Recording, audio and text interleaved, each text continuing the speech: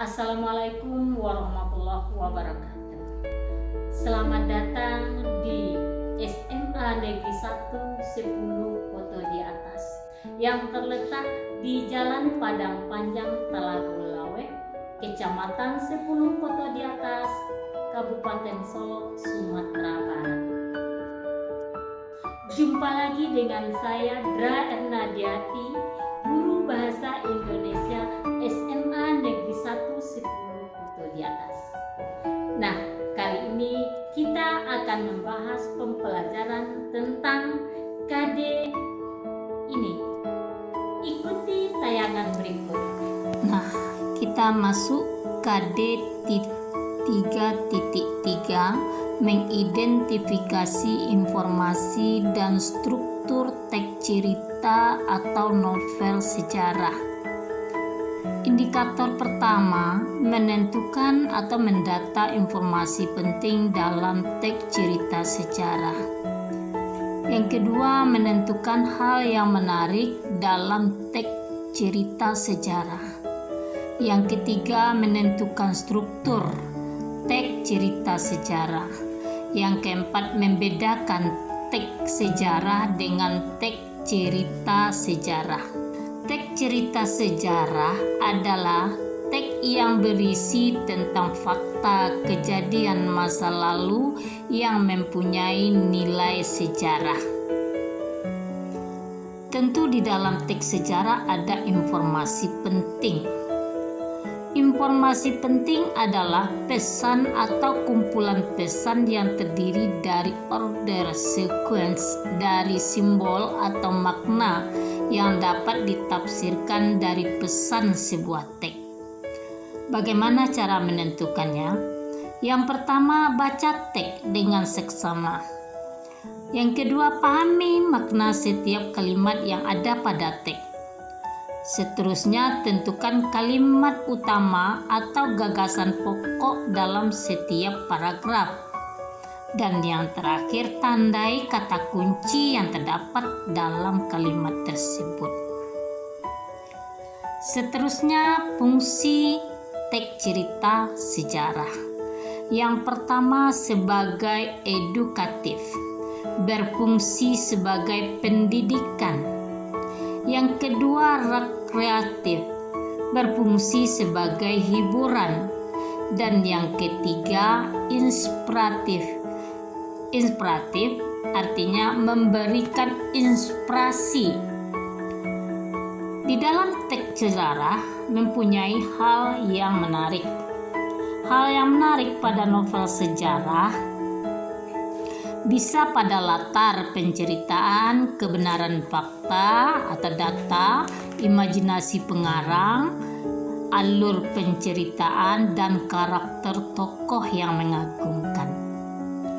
Dengan cara telusuri kebenaran fakta dengan membaca buku-buku sejarah dan tentukan imajinasi yang dikembangkan melalui penceritaannya. Contoh, pada tokoh, mengapa pengarang menonjolkan tokoh yang diimajinasikan? Kelebihan apa yang dimiliki tokoh sehingga memiliki kekuatan penceritaan? Struktur teks cerita novel sejarah. Yang pertama, exposition, orientasi, pengenalan situasi cerita. Dalam bagian ini, pengarang memperkenalkan latar cerita baik waktu, tempat maupun peristiwa.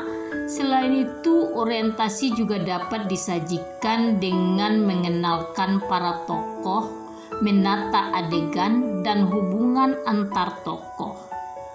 Yang kedua, pengungkapan peristiwa.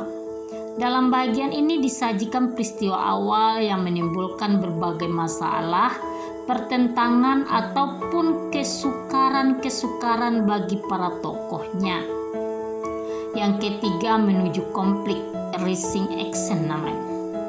Terjadi peningkatan perhatian, kegembiraan, kehebohan, atau keterlibatan berbagai situasi yang menyebabkan bertambahnya kesukaran tokoh. Yang keempat, puncak konflik, turning point, komplikasi. Bagian ini disebut pula sebagai klimaks. Inilah bagian cerita yang paling besar dan menebarkan. Pada bagian ini pula ditemukan perubahan nasib beberapa tokohnya. Misalnya, apakah dia kemudian berhasil menyelesaikan masalah atau gagal. Yang kelima, penyelesaian. Disebut juga resolusi, evaluasi. Sebagai akhir cerita, pada bagian ini berisi penjelasan atau penilaian tentang sikap ataupun nasib yang dialami tokoh setelah mengalami peristiwa puncak. Pada bagian ini pun sering pula dinyatakan wujud akhir dari kondisi atau nasib akhir yang dialami tokoh utama. Dan yang terakhir itu nomor 6, koda. Bagian ini berupa komentar terhadap keseluruhan isi cerita yang fungsinya sebagai penutup. Komentar yang dimaksud bisa disampaikan langsung oleh pengarang atau dengan mewakilkannya pada seorang tokoh. Hanya saja tidak setiap novel memiliki koda. Bahkan novel-novel modern lebih banyak menyerahkan kesimpulan akhir ceritanya itu kepada para pembaca. Mereka dibiarkan menebak-nebak sendiri penyelesaian ceritanya. Nah, apa pula beda teks sejarah dengan teks novel sejarah? Yang pertama, teks sejarah. Teks sejarah dituntut untuk menyajikan hal yang faktual, benar-benar terjadi. 2. Sejarawan wajib untuk menyampaikan sesuatu bagaimana adanya, sesuai dengan realita, tidak boleh direka atau ditambah-tambah. Yang ketiga, hubungan antar fakta satu dengan yang lain perlu direkonstruksi, setidaknya melibatkan topografi atau kronologis.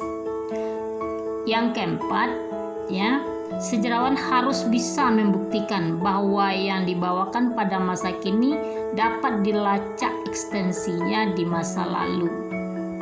Kemudian seterusnya, nomor 5, sejarah terikat pada fakta mengenai apa, siapa, kapan, dan di mana pelaku-pelaku, hubungan antar pelaku, kondisi, situasi hidup, dan keadaan masyarakat secara universal harus sesuai dengan kenyataan yang terjadi. Kemudian yang kedua, pada novel sejarah bebas menggambarkan suatu yang tidak pernah ada. Itu yang pertama. Yang kedua, novelis bebas sepenuhnya dalam menciptakan sesuai dengan imajinasinya mengenai apa, kapan, siapa, dan di mana, namun tetap memiliki keterkaitan dengan situasi atau tokoh sejarah. Yang ketiga, imajinasi dan kemampuan pencipta yang mewujudkan cerita sebagai suatu koheren yang memiliki hubungan dengan situasi sejarah. Selanjutnya, dan yang keempat, tidak terikat pada fakta sejarah sepenuhnya, terutama bagi mengenai apa, siapa, kapan, dan di mana, tidak butuh bukti atau saksi seperti teks sejarah. Yang kelima, pelaku atau tokoh, hubungan, situasi, dan kondisi masyarakat dapat berasal dari imajinasi yang hanya memiliki relevansi dengan sejarah. Nah, teks cerita sejarah termasuk teks recon. Novel sejarah dikategorikan sebagai novel recon atau novel ulang. Novel recon terdiri dari 3. Yang pertama, pribadi, memuat keterlibatan penulis dalam peristiwa secara langsung. Yang kedua, faktual, berisi kejadian faktual, eksperimen ilmiah, jurnal warta, catatan kepolisian, dan sebagainya. Dan yang ketiga, recon imajinatif, memuat kisah faktual namun dikhayalkan kembali menjadi cerita yang lebih rinci dan menarik. Nah, novel sejarah termasuk recon imajinatif, di mana sejarah hanya menjadi dasar untuk berbagai unsur pembangun novelnya saja. Maka dari itu, selain menikmati ceritanya, sangat penting bagi kita untuk mampu mendapat informasi apa saja yang benar-benar faktual dan mana yang imajinasi dari novel sejarah tersebut. Kemudian nilai-nilai apa saja yang dimiliki oleh novel sejarah? Yang pertama, nilai budaya. Yang kedua, nilai moral atau etika. Yang ketiga, nilai agama. Yang keempat, nilai sosial. Dan yang kelima, nilai estetis atau keindahan.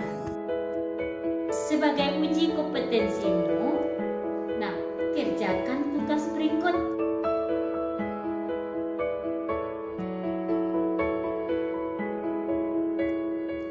Selamat bekerja. Jumpa lagi.